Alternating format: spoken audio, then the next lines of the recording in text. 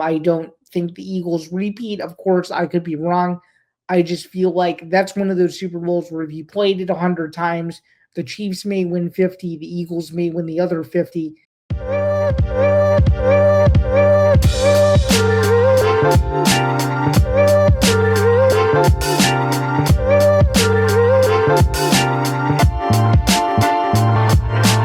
Welcome back, everyone. This is Bando's Breakdowns. Thank you very much for joining me. My name is Zain Bando. It's great to be back. It is still the early portion of February, if you will, but we still have a lot to get through, which is very, very exciting. So please be sure to just remember, or to always be sure to be checking out all of our content across the Empty the Bench podcast network. You can do so. YouTube.com/ETB network is where you can find everything. Of course, you can listen to Bando's Breakdown to your podcast. Obviously, this is a brand new episode 37. So we're moving right along with that. Very, very exciting stuff there. A lot of fun stuff in the pipeline. Just also as a reminder, too, you can follow the show on social media at Bando's Breakdown. Be sure to like, follow, and subscribe, of course, to do so. Once again, youtube.com/ETB network. And of course, you can listen to Bando's Breakdowns wherever you get your podcasts, whether that's Spotify, Apple Podcasts, Acast, and so much more. So thank you again for tuning in. Again, it is very, very much appreciated. And of course, I really, really do recognize and am thankful for the support of those who listen in every single week. Before we get into the show at hand today, just a few things to go over. Don't want to take up too much of your time on this Wednesday afternoon, if you will. But before we do anything, just as a quick reminder, Bando's Breakdowns is presented by Playback.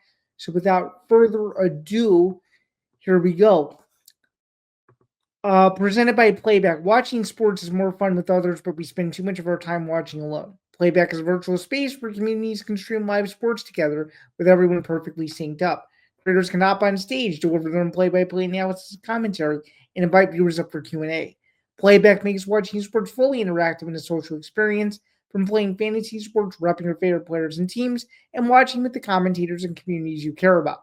Win or lose, sports are best enjoyed together, and of course, as we say on every show, you can join our community by going to playback.tv/ETB network to find out more, including our live stream schedule, which is becoming a little bit more consistent with WWE content in the pipeline, potentially unrivaled basketball, Major League Baseball, and so much more. So something to just bear in mind there. And a final reminder, you can check out our brand new Substack page that is etbnetwork.substack.com. A lot of fun stuff already up there. Got some Super Bowl content already up there. Just had the first Baseball Bonanza episode with Ben Cruz and Ryan Toohey. Also, had some wild Super Bowl stats come out from Pat Dana ahead of the Super Bowl. Unnecessary Wagers is making a comeback now. That's a Substack exclusive. You can get all that and so much more, only $5 a month. Again, we would very much appreciate if you signed up. Only takes a couple seconds. And again, we're not asking for much. And of course, you can cancel at any time. All right. With all that being said, we're going to get into the show now. Very, very exciting stuff going on. So just starting with Zan's overview, a few things we're going to go over. We'll recap the Super Bowl, who won between the Eagles and the Chiefs. For those of you in the sports world, at least that aren't living under a rock by now, you know that the Eagles won. So we'll get into that. I'll give you my early Super Bowl 60 prediction. Won't give too many analysis on that. More so just a gut pick. At the moment, it's way too early. Obviously, the Super Bowl is a year in advance from now. That'll be in Santa Clara, California. But until then, we'll get into that as well. And of course, we'll get into what was UFC 312. We'll go over what my record is going into UFC Vegas 102 and so much more. So let's get into it. Super Bowl 59, we had the Eagles taking down the Chiefs 40-22. Dominant win all around for Philadelphia. Jumped out to a huge lead at halftime, 24-0. Was up by as much as 34. Kansas City came back a little bit, but it was too little too late. Patrick Mahomes sacked 6 times. Jalen Hurts, there was 2 touchdown passes, only 1 interception. A lot of Big Ten players, some who did and some who didn't participate in the Super Bowl, can say that they are now Super Bowl champions. So congratulations to the Philadelphia Eagles. Overall, a very dominant win for Philadelphia. One that I thought was very, very surprising. I didn't think they would be able to do that to such a vaunted Kansas City offense. And the Chiefs just looked out of sync the whole game. Travis Kelsey looked out of sync. They couldn't run the ball. Mahomes was frustrated, the most frustrated I've ever seen him. Overall, just a dominant performance. And I really do think that Jalen Hurts, as I alluded to about a week ago or so on my last episode, he deserves a lot more credit than he gets. And hopefully this game shows that. I mean, he really deserves more respect, in my humble opinion. And I think that Super Bowl now, him winning his first one, over the likes of Lamar Jackson and Josh Allen, who have yet to win a Super Bowl, I think it's very, very telling. He was a part of that same class. He was overlooked by the guys I just mentioned, and now I think he deserves a whole lot more respect than what he's been getting as of late. So just something to keep in mind there. I I feel like I feel like I feel like I feel like what do you call it? I feel like Hurts deserves a lot more respect, and hopefully this game will show that, and then some moving forward. So overall, a great performance for Philadelphia. But let's get into the Super Bowl 60 pick here, because I think a lot of people have a lot of different opinions. I'm gonna say that the Eagles won't repeat, but they will make it to the NFC Championship. I think Detroit's got to get there one of these years. So I'm gonna say Detroit gets to the Super Bowl, and I actually think it's going to be America's Super Bowl. I think it's going to be Detroit versus the Baltimore Ravens. That's my early gut pick. I just think Baltimore, they're on in a vengeance a little bit. They know that Lamar Jackson's going to win one of these. I think the Ravens are good enough to go all the way, and I just think Detroit, bitter taste from last year. No, they don't have Ben Johnson, but they have a lot of the same production returning. And I just think overall it would be a great story for both franchises, especially if Detroit can finally win its first Super Bowl. Of course, my pick may change later on as we get into the offseason and more things start to happen, but that's my gut pick. I don't think the Eagles repeat. Of course, I could be wrong. I just feel like that's one of those Super Bowls where if you played it 100 times, the Chiefs may win 50, the Eagles may win the other 50, and it just happened to be that this past Sunday, the Eagles were able to get it done. So that's my overall look at the Super Bowl to kind of put a bow on the NFL season. Overall, a good season for me, predictions wise, and I did get half of the Super Bowl correct. I said back in August the Chiefs would be in the Super Bowl. I didn't think they'd be playing the Eagles, so I guess that's got to count for at least a little bit of something. UFC 312, not the greatest card in the world. Unfortunately, thought it was going to be better from Australia. The main event saw Dricus 2+C win a decision over Sean Strickland, go up 2-0 in that series. And then, of course, Weili Zhang taking down the highly touted, favored, and previously undefeated Tatiana Suarez, also by decision. Not a great card. Pat, Dan, and I spoke about this on the latest edition of the MMA Outsiders, which came out last night.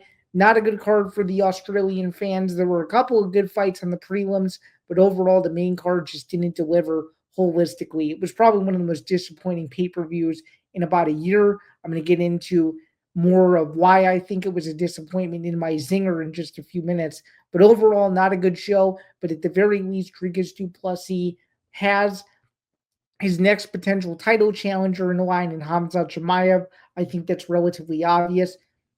And then, of course, Weili, the world is her oyster. Does she fight Manon Farrow? Does she fight the?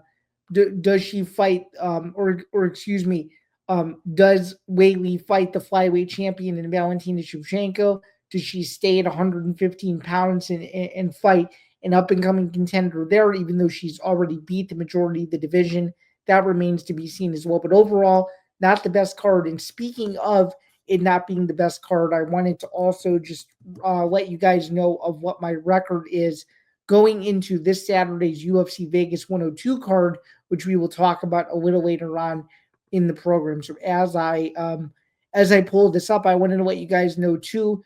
UFC 312 was also just one of those cards that was weird. We had a draw. I think it was the first draw in 2024, which is very, very surprising. So just something to bear in mind there as well. The draws can happen. And speaking of my record going into this weekend, 27, 22 and 2, 22 and 1, excuse me, as I went 6-5-1 this past Saturday on UFC 312. So not the greatest start for me record wise, still a few fights above 500. Still pretty happy with my record in the main event category to this point.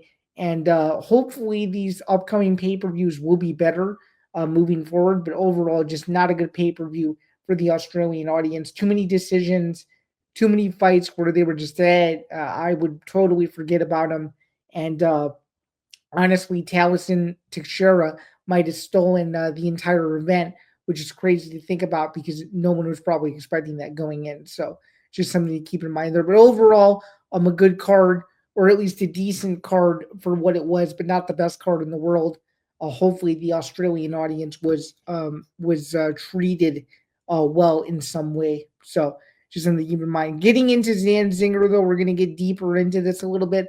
I think UFC 312 could go down as one of the worst pay-per-views in the last 5 to 10 years. Saw a lot of people complaining about the quality of the fights.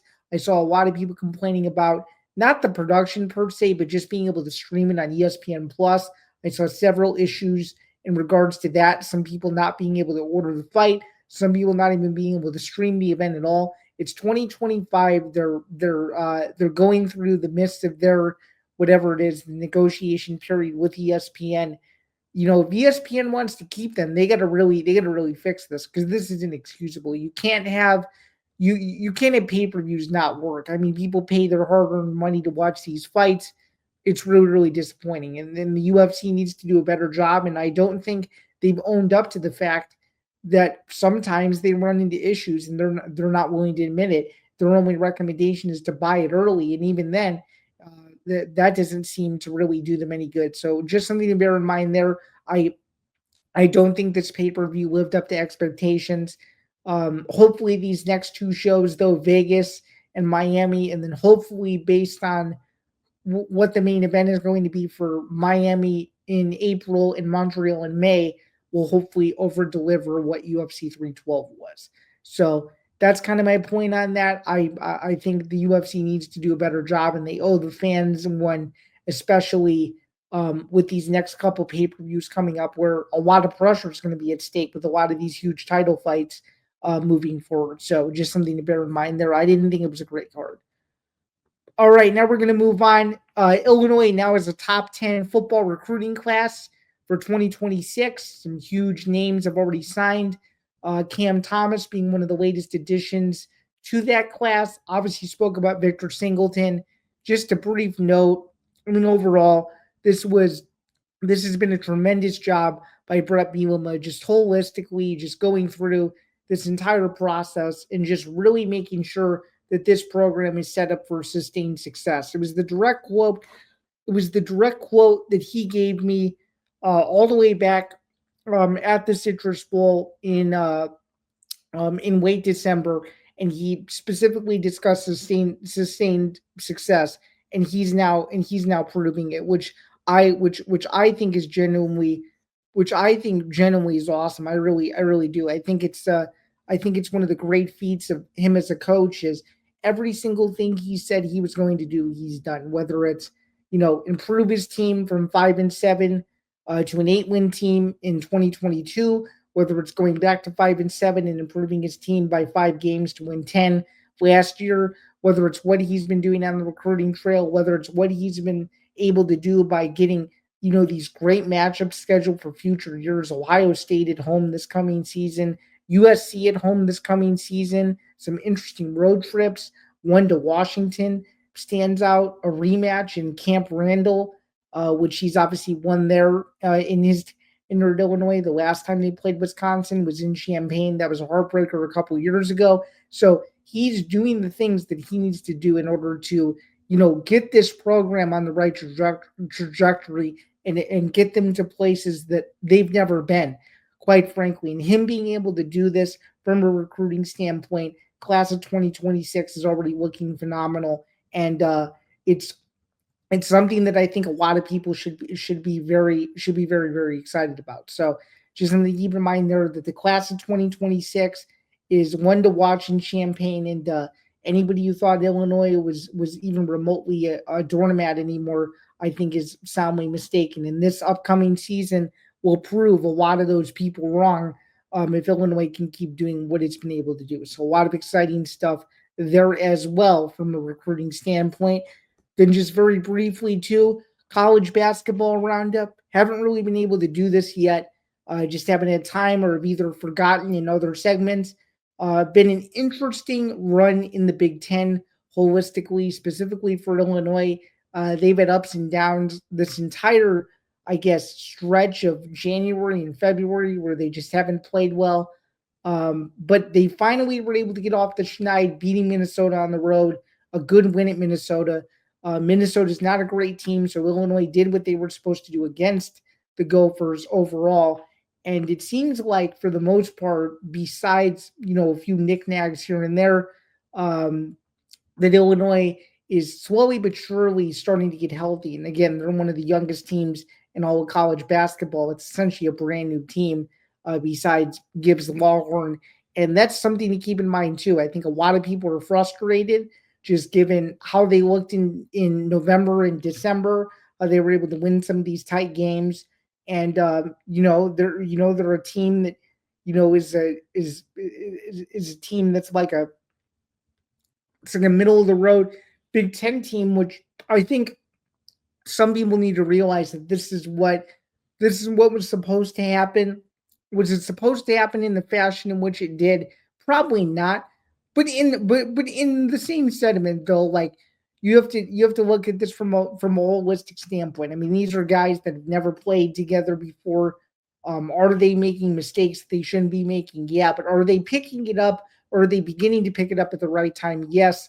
Again, this episode is going to be coming out after the Illinois UCLA game, so I guess the hope is that this week these games, the UCLA game that occurred last night, and then of course the Michigan State game, which is occurring on Saturday, the rematch from the game in East Lansing where it was a tough heartbreaker. Michigan State won by 2. That was an 80-78 game a couple weeks ago.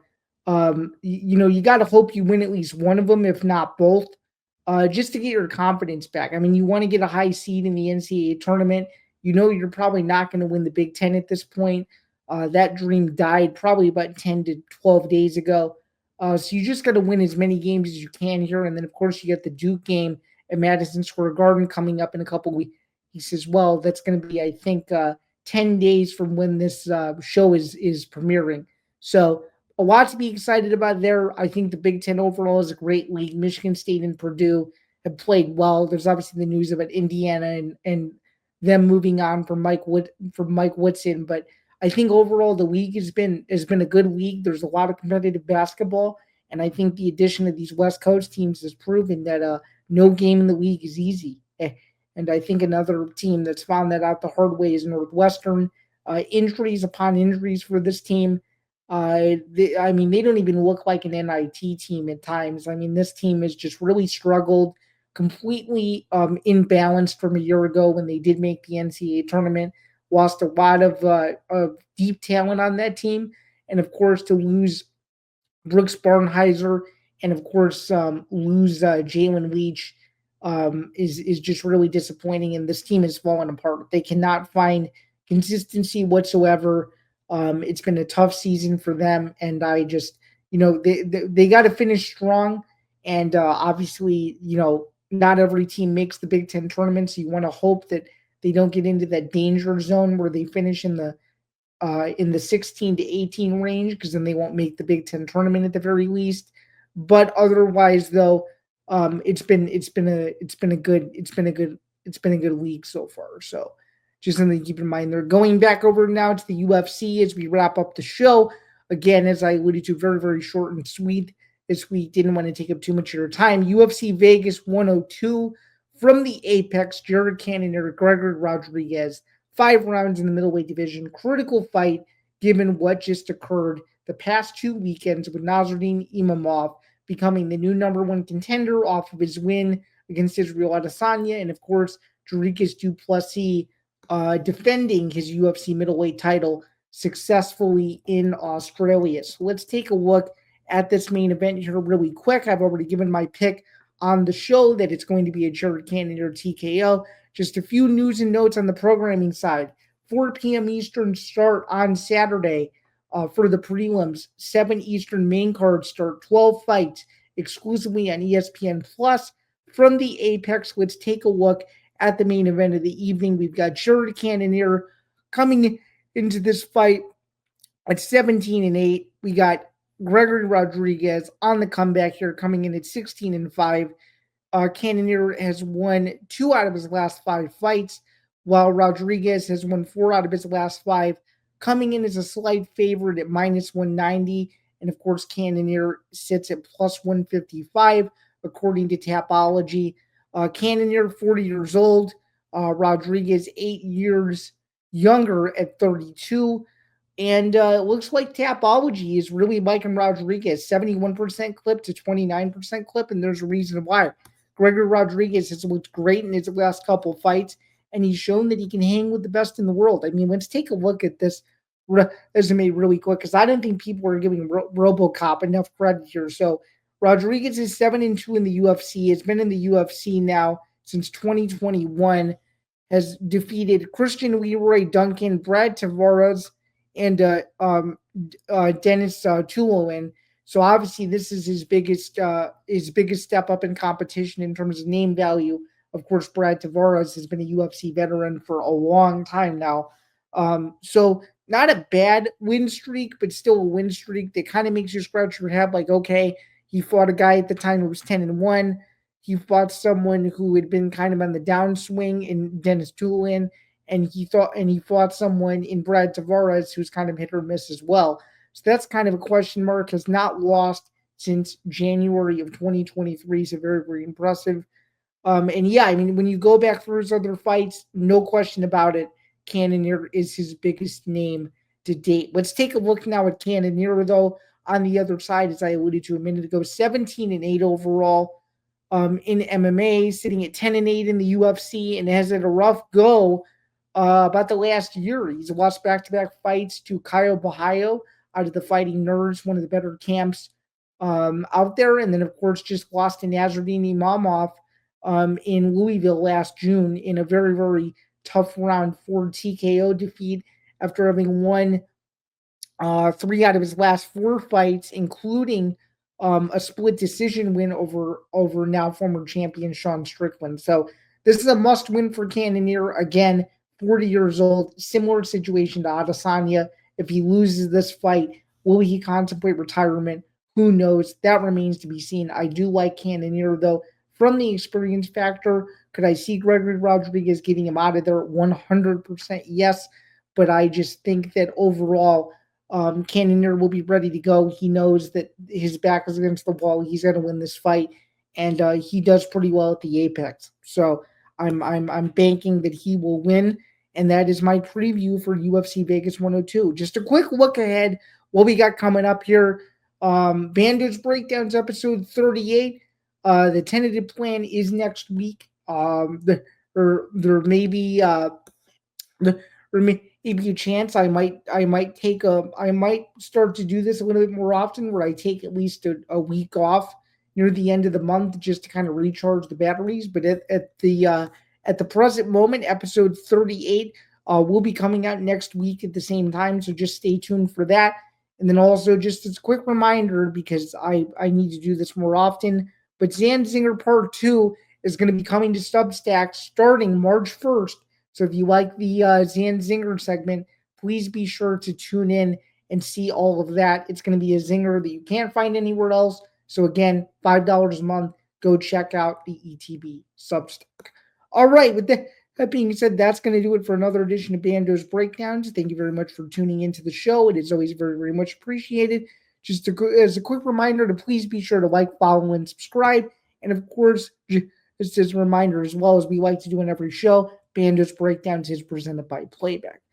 All right, everyone, with that said, my name is Zan Bando. This has been another edition of Bando's Breakdowns, and I hope to see you guys next week. And until then, keep it locked in to all the socials for more clips and so much more. And until then, have a wonderful rest of your week, and I will see you guys soon.